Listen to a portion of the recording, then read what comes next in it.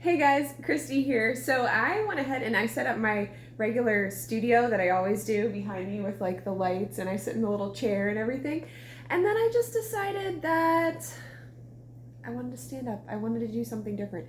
I don't know, maybe it's because of the baby, maybe it's because of the time of year, but I just really wanted to do something different for my faves and recommendations video. So let's get to it. Here are the books that I really enjoyed for the month of November and why some of you guys might like them too. So I don't know about you, but right after Halloween is over, like November 1st, I am full on in the Christmas mood.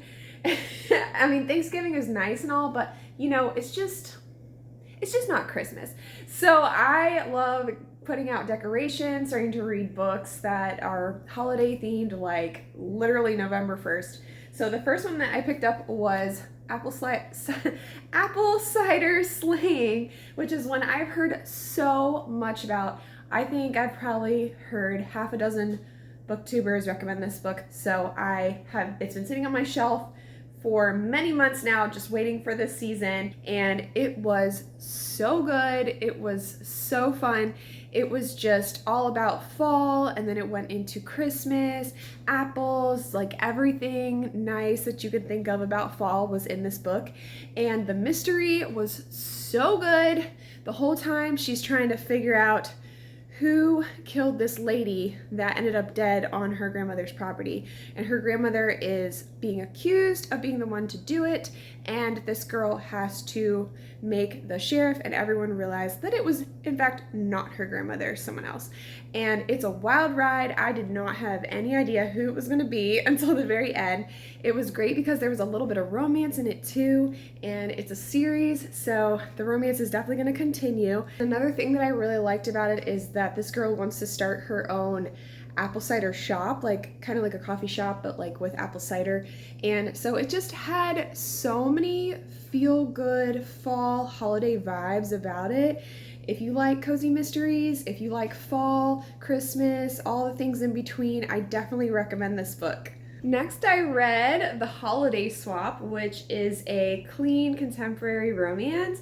This book was so cute. It's about these twin girls that decide to trade places with each other's lives just for a week or two, I think it is, like maybe the 2 weeks before Christmas, because one of them gets a concussion and like cannot complete her job, which happens to be on television. So there is a lot of things happening. It's just really fun. It kind of reminded me of like a Netflix or like a feel-good Hallmark movie, something like that. The twins' parents also own a bakery, and the television show has to do with baking. So if you love cooking, baking, all sorts of things like that, then you will definitely enjoy this book. I'm not into baking and cooking myself, but I do appreciate it, and I really, really enjoyed this book. I think it's really great when people know how to like bake wonderful things and actually really enjoy doing it, because every time I've tried to bake something, I just don't like it that much. I don't know. Maybe I'm just more into like the visual arts versus like food art. I don't know. But anyway, The Holiday Swap, clean contemporary, feel-good romance. If you love all those things, then you'll like this one too. Next, I picked up The Entangled Princess. I was really, really happy to read this because it has been on my TBR for a very long time, at least a year, and it's just been sitting on my shelf. I just wasn't really in the mood to read it too much, but turns out that I picked it up at the perfect time of year because it actually starts at the end of fall and kind of goes into the winter a little bit. So it was just perfect for the season, and it's a clean medieval fantasy. Says it right here. I really enjoyed it. It's forbidden love, and they do fall in love rather quickly, but I have to say, if you're gonna fall in love quickly, this is the way to do it. She did an excellent job, this author, Chantel Sessions, just making it so even like just very realistic. It felt like something that would have happened to me when I was a teenager or something like that, you know, like when you see someone, you're like, oh my gosh, and then you have like this total crush on them, and then it like turns into something a little bit more. So just, I really enjoy the way that she portrayed it, and the story was so dramatic. It was very good. There's a lot of it's like a clash of kingdoms, and people are like spying against each other, and of course she falls in love with somebody that she should not, and they don't know each other's identity. She's a princess. It's just, oh, there's so many juicy things in it. So I will say that as far as content goes, it is clean. However, they both have dreams about each other.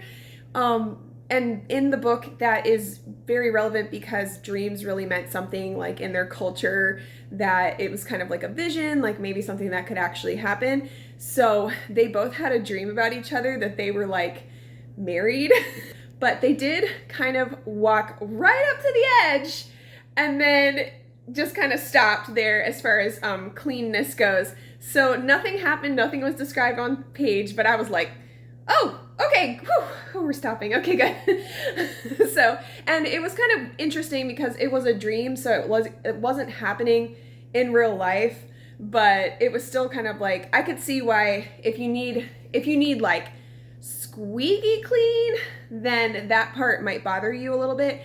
Personally, it didn't bother me too much, but I know some of you guys out there just really need the books to be like really, really clean. So I just want to let you know that that was in there. But if you like medieval fantasy, pick this book up. I feel like this book is a hidden gem. Like, it's a little bit older and I really hadn't heard a whole lot about it.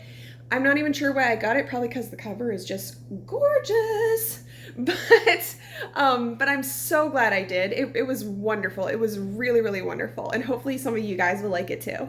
Okay, last but not least, I also want to do a movie review because I went and I saw the Ballad of Songbirds and Snakes, which is the prequel to all the Hunger Games books.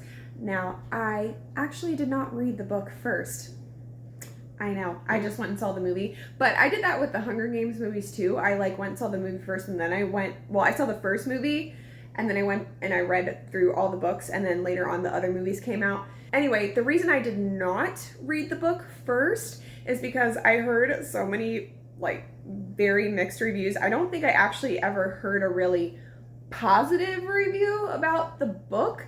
So I was kind of like, I got other books I can read right now. I just whatever. But I saw the movie trailer and there hasn't been like a really great movie out in a long time.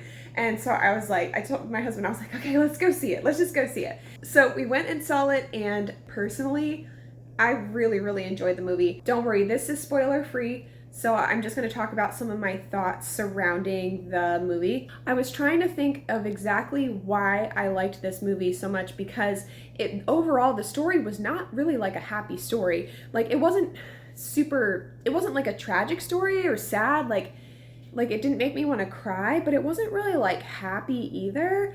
But I think the reason why I liked it so much is because all of the characters thoroughly met my expectations. So we start off with a young President Snow, which I think his name is like it's not Cornelius, it's like I don't know, it's something interesting. I couldn't really say it.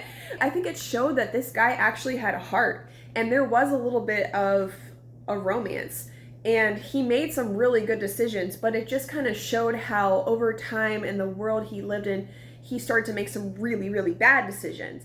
So I won't tell you what those decisions are, but by the end of the movie, I was just so intrigued by everything that was in his story.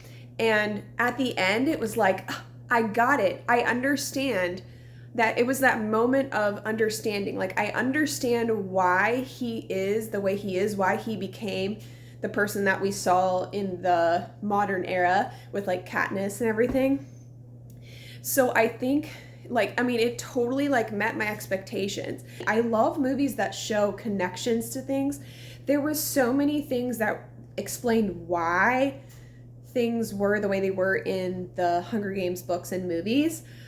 Like, you find out like where some of the songs came from, why they did things the way they did. I don't know. There was just something about this movie that I just found so intriguing, so enjoyable. So if you like the world of the Hunger Games, if you like really thought-provoking movies with connections, movies with very deep, intriguing characters, then definitely go check it out. I think you'll like it too. So I'm sure you guys want to know a little update on how baby is doing, and he's actually doing really good. As far as like how big he is right now, I read that he's the size of a Mr. Potato Head. So when I read that, that just made me laugh. Like I thought that was so cute.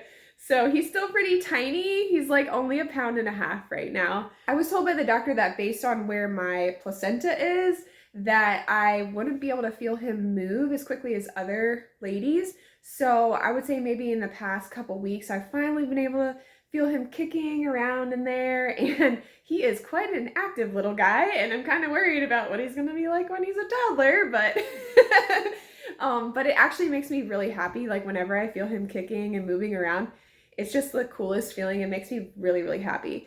But yeah, it's good. Like sometimes I feel a little tired, but overall I have a lot of energy still.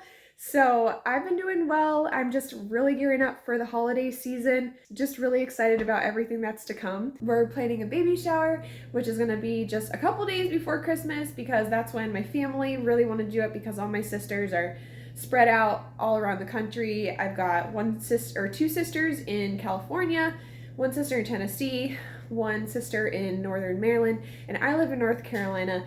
And then of course, like there were other friends and family that it just happened to be like the best time they could all get together. So I'm really excited about that. It's gonna be like woodland theme. Actually, the shirt I'm wearing is kind of like the theme, like this pattern is like in it. It's like woodland, bears, and oh, I'll show you. I want to show you the invitation too. I'm just gonna show you some of the stuff on it, like because like obviously like my parents' address is on there, so I can't show that on YouTube. But it's got little bears on it, and then it says like adventure awaits, and it has the oh boy with that buffalo check pattern. So I really like it. I'm excited. Like I'm sure I'll probably get like some shots of it, like the decorations and stuff, because I really like parties and things like that and like doing decorations and things. But it's gonna be fairly low key. It's gonna be pretty simple. We're not gonna do anything like over the top. So, and then I don't know, we'll see how it goes. Hopefully I can get some fun shots of like family at Christmas and things like that too. So, just so you guys can see, do just like a little vlog of that. I hope you guys are having a great start to December, a great start to your holiday season, and I will see you guys again very soon. Bye!